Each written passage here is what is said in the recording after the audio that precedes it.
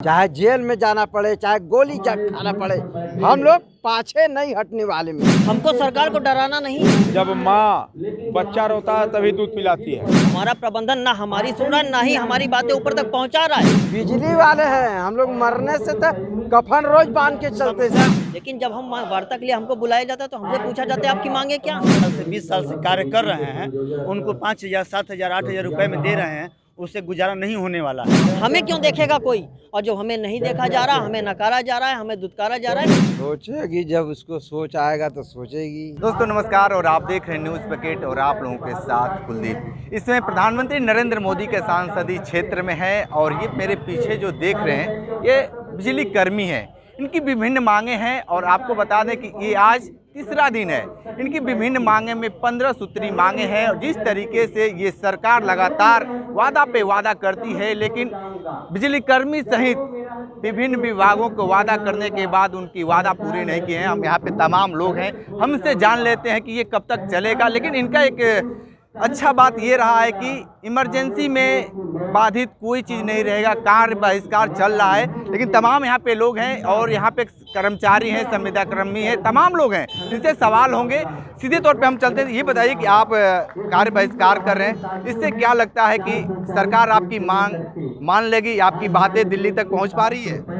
लोकतांत्रिक व्यवस्था में यही एक तरीका है। लोकतांत्रिक तरीके से हम शांतिपूर्ण आंदोलन कर रहे हैं। हमने नोटिस भी 1 माह पूर्व दी थी, प्रबंधन द्वारा जब कोई संज्ञान नहीं लिया गया तो एक लोकतांत्रिक प्रक्रिया के तहत हम ये विरोध दर्ज करा रहे हैं। और कार्य बहिष्कार के आज दूसरे दिन आज सब विद्युत कर्मी यहाँ उपस्थित हैं। यदि किसी भी कर्मचारी का उत्पीड़न होता है तो तत्काल हड़ताल की घोषणा हो जाएगी। हमारी तो सिर्फ हम वो चाहते नहीं, हम ऊर्जा प्रबंधन से बार बार ये अपील करते रहे कि हमें किसी प्रकार का टकराव नहीं चाहिए। हम आम जनमानस की सेवा के लिए हैं, आम जनमानस की सेवा करना जानते हैं। तो ऐसी स्थिति में तत्काल प्रभाव से सकारात्मक वार्ता करके इसका समाधान किया जाना चाहिए। परंतु ऊर्जा प्रबंधन के हठवादी रवैये के कारण आज ये स्थिति आ गई है।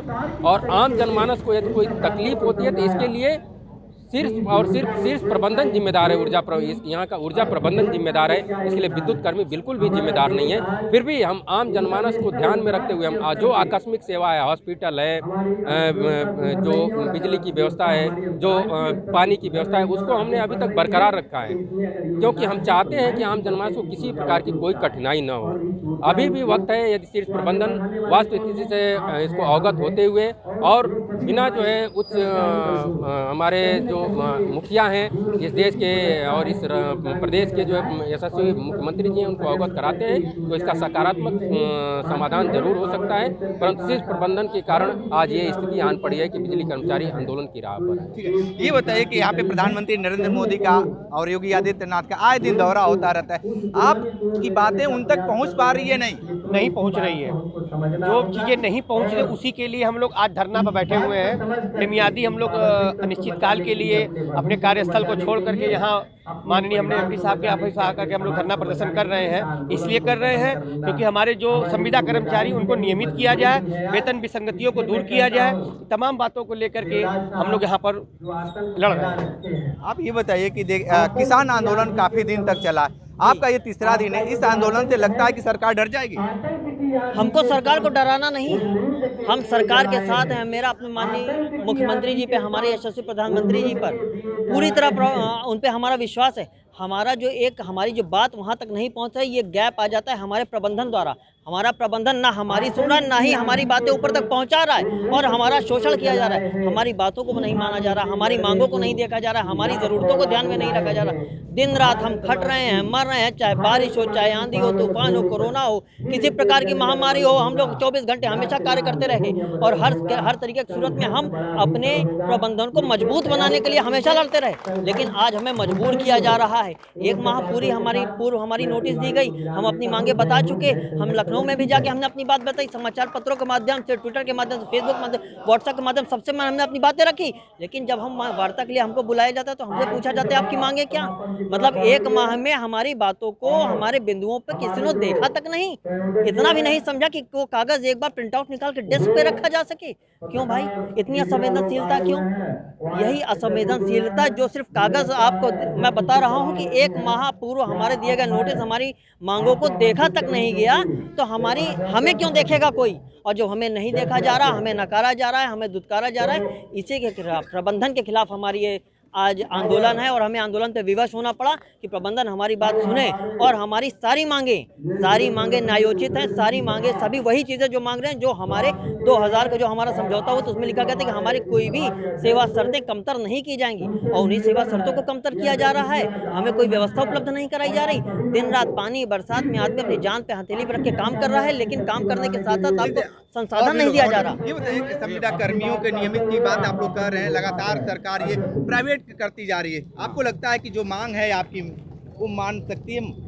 हमारी मांग जायज़ है। हाँ। हम सरकार से मांग जो मांग रहे हैं, हमारे संघर्ष समिति द्वारा मांगा जा रहा है, हमारे पदाधिकारियों द्वारा, वो जायज़ है। आज संविदा कर्मी 30 साल से 28 साल से 25 साल से 20 साल से कार्य कर रहे हैं, उनको 5000 7000 8000 रुपये में दे रहे हैं, उससे गुजारा नहीं होने वाला है।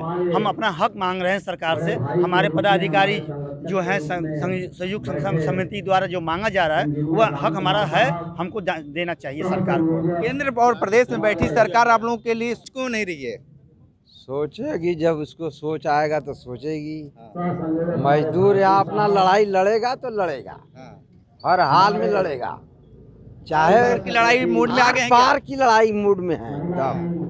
चाहे कुछ भी हो जाएगा, चाहे जेल में जाना पड़े, चाहे गोली खाना पड़े, हम लोग पाछे नहीं हटने वाले में से हैं। और हम लोग 2007 में भी जेल भरो आंदोलन में छप के गए थे हम लोग।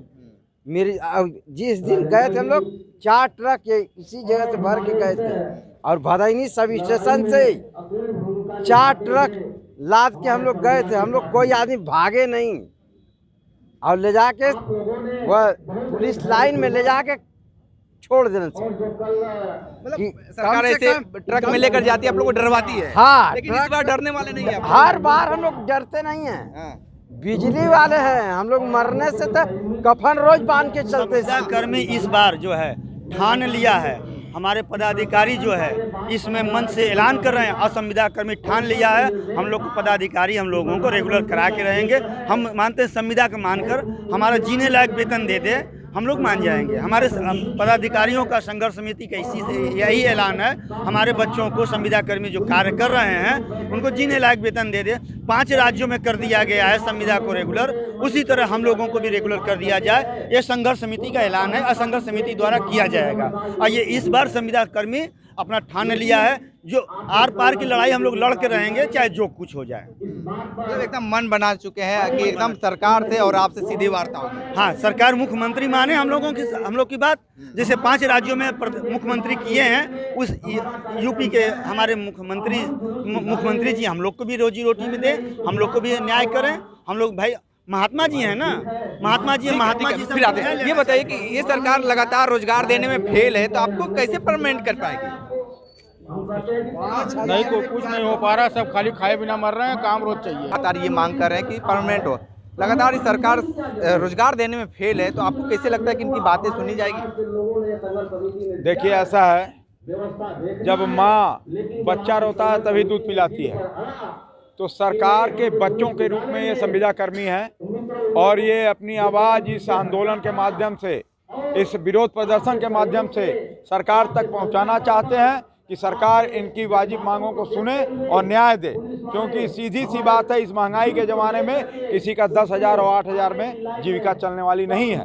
इसलिए सरकार को इस पर ध्यान देने की आवश्यकता है, और हमें पूरा विश्वास है कि सरकार इनकी बातों को सुनेगी। ठीक है, तो आप देखिए कि ये संविदा कर्मी और बिजली कर्मी ये सीधे ये कह रहे हैं कि आर पार की लड़ाई लड़ेंगे, चाहे केंद्र हो चाहे प्रदेश हो। सीधे तौर पे इनका ये कहना है कि 8 और 10 हज़ार में परिवार चलाना बेहद मुश्किल हो चुका है, क्योंकि इसमें वर्तमान समय में 1200 रुपये का सिलेंडर मिल रहा है और 100 रुपये लीटर के पेट्रोल मिल रहे हैं। तो जाहिर सी बात है परिवार चलाना मुश्किल हो गया है। तो ये ग्राउंड जीरो से रिपोर्ट दे रहे थे। हमारे साथ बने रहे न्यूज़ बकेट के साथ, हमें दीजिए इजाजत, नमस्कार। पेश है न्यूज़ बकेट हिंदी मासिक पत्रिका। पढ़ें इस महीने की पूरी खबर विस्तार से हमारे न्यूज़ बकेट की मैगजीन में। हमारी ई मैगजीन को मुफ्त में पढ़ने के लिए अभी लॉगिन करें www.newsbucket.in पर। इसके अलावा रोज की ताज़ा खबरों के लिए हमारे YouTube चैनल को तुरंत सब्सक्राइब करें।